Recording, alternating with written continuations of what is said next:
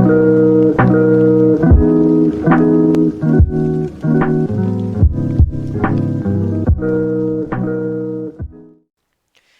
guys, how's it going? Rush here, and welcome back to an episode of Cards and Castles and Known Combos, where today we are going over a deck list that some of you probably are already familiar with if you stuck around Discord recently. I've been playing it over there and fine-tuning it a bunch through different matchups. If you guys remember the Mulligan series of videos that I did, in the end of the second video, there was a Pirate Druid deck that we played against our opponent for the purposes of demonstrating the Mulligan, but I mentioned that I wouldn't exactly comment on the deck or the contents of the deck in that video, mainly because I was saving it. Some of you probably already got the idea of that deck from the match that was showcased on the channel, or like I said, if you've been sticking around on Discord recently, you know what this deck is. So I don't want to kind of keep you here any longer. So with that being said, let's go ahead and jump right in to the Ranger. Alright, so here is our deck list for the Ranger Danger deck. Now, if you already couldn't figure out the purpose behind the deck, the idea is pretty simple. Just hit your opponent with Rangers, stuff them down their face until they can't deal with it anymore. Considering Rangers are very beefy at 7-8, it's going to be very difficult for a lot of decks to, remove them without maybe the, direct removal that comes in Pirates, maybe like a Murder or Mercenary's Execution, or even like Warlock Burn. I mean, that's very prevalent in these days, but that's probably still not going to be enough to take down these Rangers. And the idea is that you'll get your opponent to waste resources trying to stop Rangers while you just keep sending in more, considering you have 9 copies of it in this deck. So again, that's the idea behind it. And to help get that done faster, obviously we are in the Pirate faction, so of course great use of the Pirate ramp in the early game, bring out the Rangers earlier, and then maybe support them with other additional tools, especially the Spirit Link. I definitely like that in here, although it's not the only one. There are a couple of more options, but I feel like Spirit Link probably the more prevalent ability or a prevalent tool to help make your Rangers just that much stronger and to get them to face more effectively. Because, of course, people always have a hard time dealing with Spirit Link. It's a very underutilized ability of the Druid, but one that you really can't laugh at if it comes on the board. Very, very tricky to deal with sometimes if you don't have, the correct math or maybe the necessary cards. So, with that being said, let's go ahead and get right into the card by card, though, to kind of show you guys what we're running in this list. Starting out with some of the obvious choices, Bestial Rage, gotta get that Rampage in any Druid deck you run. And of course, this one actually works better in the Ranger Danger because Mana Core is a beast. So you do get that 1/1 buff off the Bestial Rage. I think Griffin's also in here, so again, helps foster the 1/1 buff from the Rage. You also got the Lumberjack, no questions there. Very, I don't know why I'm explaining Lumberjack. I just felt like I wanted to. Anyway, Lumberjack 3, of course, no surprise there. Elvish Thief, one of the first tools to help with the ramp. Of course, you also got the Con Artist and Southport Captain, which are down the list, but I'll kind of group them all into one thing now. Obviously, you want that ramp to get them out earlier, so hence why you got all the ramp. Injured Trent, I just wanted another early game body in this deck at a 3/3. I chose Injured Trent because I haven't played Trent in a while, but you can easily go for Questing Knight or Miner if you have them. It's not necessary to run the Trent, but yeah, you can Miner and Questing Knight fulfill the same purpose. Again, if you don't have Trent, don't worry about it. Hovel, no surprise why that's in here. Pretty much a universal pirate card at this point. Blacksmith, as well as Armory in here. Global buffs, got to get those bad boys in. Con Artist, already explained, part of the ramp. Mana Core, our first of 2 Spirit Link tools. I think Mana Core, very useful in this deck. Of course, works well at maybe a turn 10 play, considering it is at 3 gold. You play a Ranger, you slap a Mana Core down, and that's going to be a tough bastard to get through. So definitely like the inclusion of Mana Core, and I mentioned synergizes with the Bestial Rage as well, so no surprises as to why he's at 3. Again, Southport Captain goes the whole ramp. Wizard as sort of a ranged unit to help. I'm not running Rat King in here, actually, for first time in a while in this deck, so Wizard kind of takes Rat King's place. If you guys want, Rat King could probably go where Wizard is, but I decided to go for Wizard because I want some range power in here to help back me up a little bit rather than not having all the rats. Armory, global buff. Centaur, no Druid deck I think is without companions in some form, like Centaur or Spiny. I went with Centaur because it's honestly the better of the companions, but if you have the Spiny, you could work with that too. But I honestly recommend Centaur more. Dwarven Scope, another tool to help make your Ranger scarier. Obviously, it does fit in here. You give a Ranger a Scope, and they become a 7/9 range unit, which is pretty scary to deal with.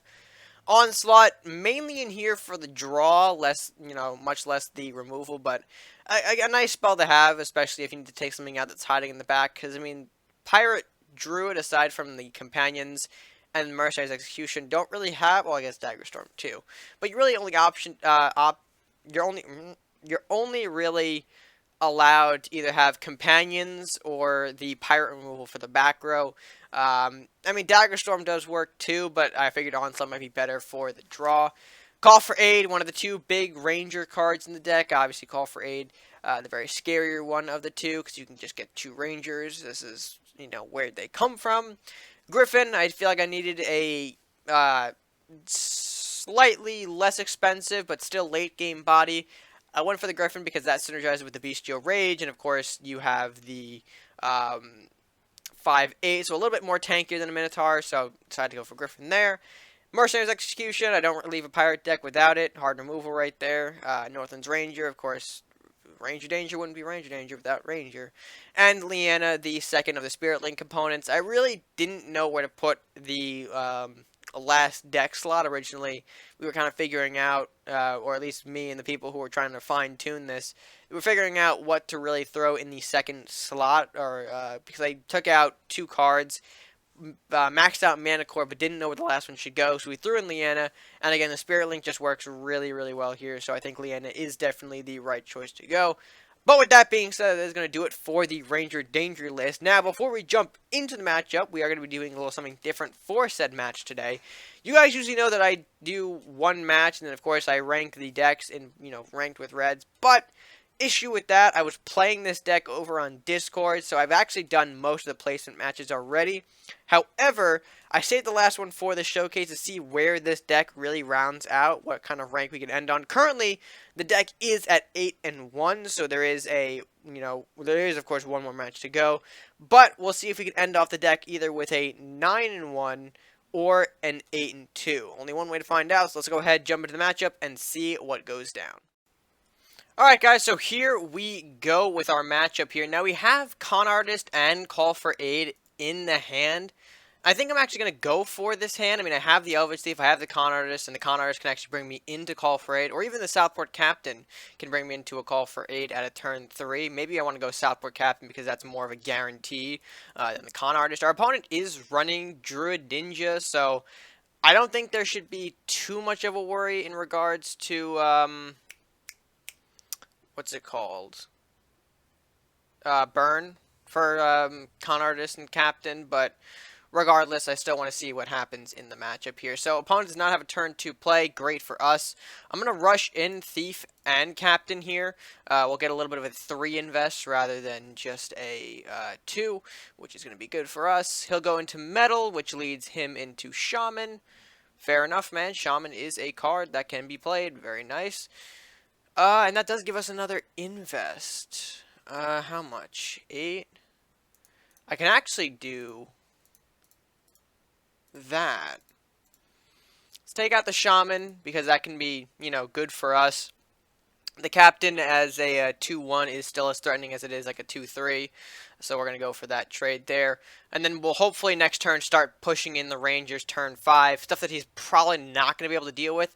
Although I could be wrong. He could be rocking things like First Strike in there. I mean, his hand is sizable right now for a Druid Ninja. So that does give him a lot of options to explore here. But I think we should be okay. We'll start pushing in some Rangers here. There's another Shaman. That's going to be a hefty trade into the Captain. Or not. Alright. Very interesting. The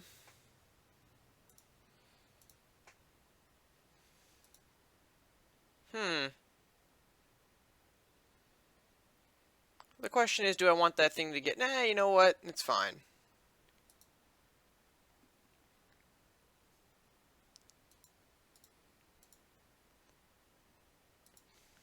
Let's make this kind of play. Ignoring the Shaman's a bit dangerous for us because obviously with that many spells in his hand, especially being a Druid Ninja, could be a little scary. But again, we do have to consider he's only got 5 gold, and I don't think he's going to be able to stop the unit rush, so I'm kind of spamming at him right now. Or Koru can prove me wrong immensely. Fantastic. Oh boy. Koru. Not who I want to see particularly.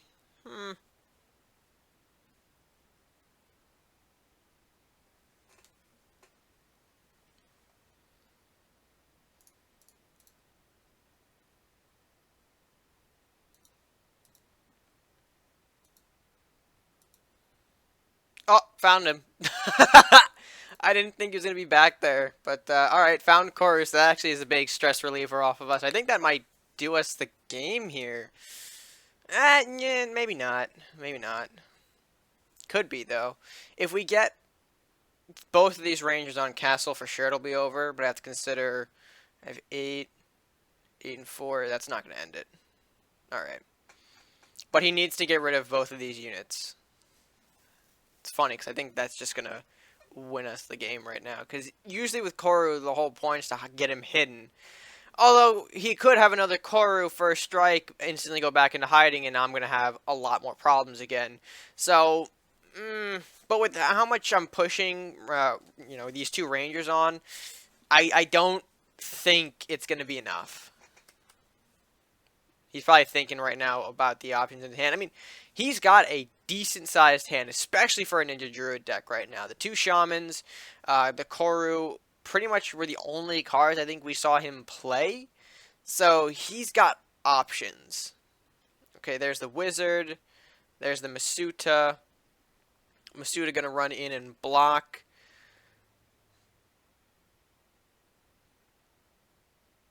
I think that's game, right? Yeah, because what we can do here, Rampage, move him out of the way, and Centaur. I didn't even need the Blacksmith. We'll go for the Centaur. I mean, could either go, well, did I? Yeah, I had enough for Blacksmith, but yeah, I'm going to go for the Centaur in that instance. So, with this, Ranger Danger does go 9-1. We do end up at a 33.05 for an initial ranking, and that's not bad considering usually the decks I rank are around 3200s in the first rank. So ranking this up this high, very exciting indeed. So overall, a solid demonstration of the Ranger Danger deck, and with that, I think that's going to be a great transition to close out this video. Alright folks, with that being said, that is going to do it for today's video. Let me know in the comments down below what you guys think of the Ranger Danger deck. And while you're down there, if you haven't done so already, be sure to like the video if you enjoyed it. And of course, share with your friends and subscribe if you are new or haven't done so already. It's the best way you can show your support here on the channel by leaving a subscription down below. We are very close to 1,000 subs, which we are less than 300 away, but I'm pretty sure we might be able to do it, hopefully. Want to try and get there, but again, time will tell. And with that, yeah, I don't really think I have anything else to add. So, with that being said, guys, until next time.